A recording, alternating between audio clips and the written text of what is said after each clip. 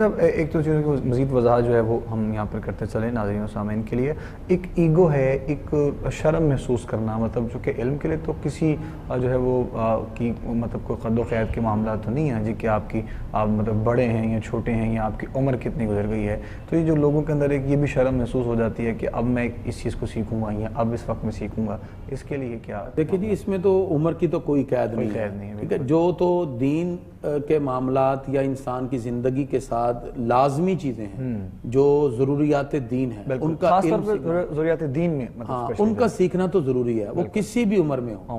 اور یہ تو پہلے ہمارے پاکستان میں بھی صدر ضیاء الحق صاحب نے نئی روشنی کے نام سے سکول بنائے تھے سیکنڈ ٹائم، تو بڑی عمر کے بھی لوگ اس میں پڑھ رہے تھے. تو اگر ایسی کنڈیشن ہو تو پڑھنا چاہیے.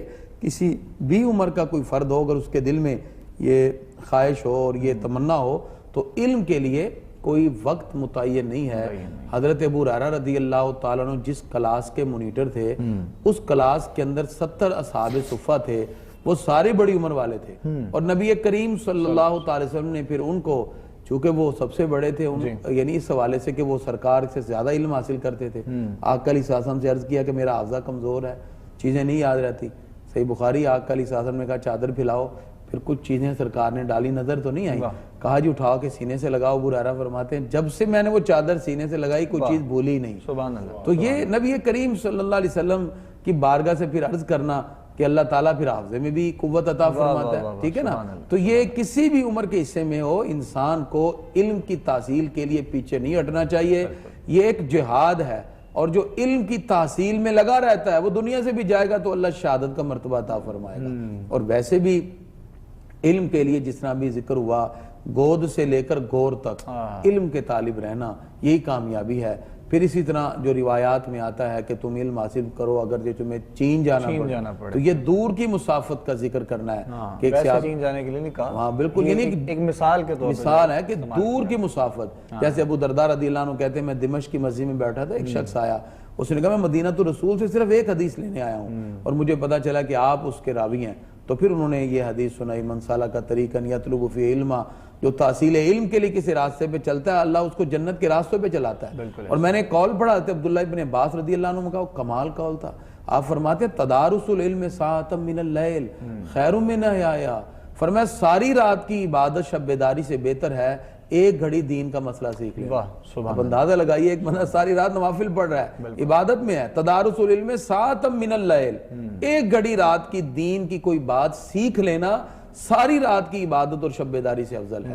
اس سے پتہ یہ چلتا ہے کیونکہ جو انسان عبادت کر رہا ہے وہ اپنی ذات کے لیے ہے. جو تحصیل علم کے بعد موتی دوسروں تک بکھیرتا ہے اور دوسروں تک منتقل کرتا ہے تو کئی لوگ پھر اس سے فیضیاب ہوتے ہیں. اسی سرکار فرماتے ہیں من یرید اللہ بہ خیرا یفقہہ فی الدین، اللہ جس کے ساتھ بھلائی کا ارادہ کرے اللہ اسے دین کی سمجھ عطا فرماتا ہے. تو اس لیے کسی بھی عمر کے حصے میں ہو، تحصیل علم کے لیے، جی تحصیل علم کے لیے کسی بھی عمر میں ہو، کوشش اور تگودو کرتے رہنے چاہیے. آخر میں یہی بات ہے کہ وہی ہمیں طریقہ کار اپنانا چاہیے جو طریقہ آقا دو جہاں صلی اللہ تعالی وسلم نے صحابہ کے دلوں کی طرف منتقل کر دیا. وہ لوگ جو پہلے آپس میں اس طرح انتشار میں مبتلا تھے، وہ معاشرہ جو برائی کی دلدل میں پھنسا ہوا تھا، نبی کریم صلی اللہ علیہ وسلم نے اسی علم کی روشنی سے اس معاشرے کو اس طرح خوبصورت بنا دیا کہ پھر وہ لوگ آپس میں شیر و شکر ہو گئے.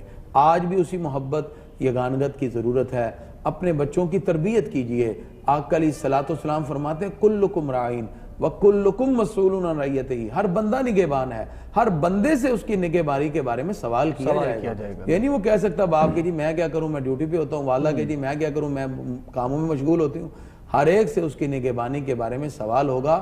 اور ہمیں کوشش کرنی چاہیے کہ کم از کم ہفتے میں ایک دن چھٹی کا دن بچوں کو بٹھا کر اپنے گھروں کے اندر ایسا ماحول بنانا چاہیے. ریاض الصالحین ایک حدیث کی کتاب ہے چھوٹی سی، وہی رکھ لیں اور کہیں آؤ بیٹھ کے ہم اپنے آقا سے باتیں کریں، احادیث پڑھی جائیں، بچوں کی تربیت کی جائے. علم کی دولت سے ان کے سینوں کو اس طرح معمور کر دیا جائے کہ کم از کم وہ بنیادی جو چیزیں ہیں جس کا تعلق اسلام کے بنیادی عقائد سے ہے، مسائل سے ہے، ہمیں ان تمام بنیادی عقائد مسائل کو سیکھ کر اپنی اور اپنے اولاد کی اچھی تربیت کرنی چاہیے. یہ دنیا اور آخرت میں ہماری کامیابی کا سبب بھی بنے.